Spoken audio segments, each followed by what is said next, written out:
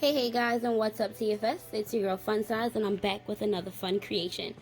In today's video, I'm going to be showing you how to make an easy custom area rug that will look good in any room of the house. Let's jump into this video and grab us some supplies.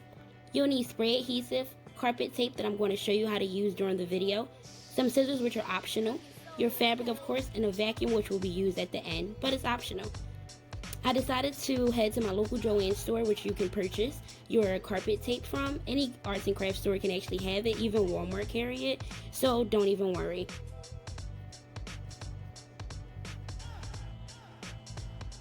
Carpet tape is really easy to use, and its backing is adhesive so it sticks. Mine was a little dry, so that's what the spray adhesive is for.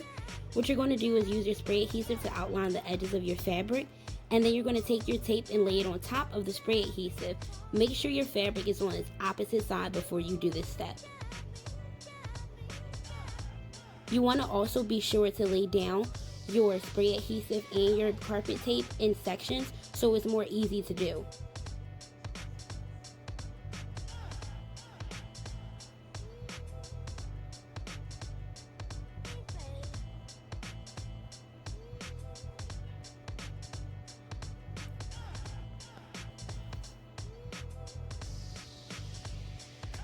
I was short on tape, so I decided to make my last piece connect from end to end, making 2 triangles.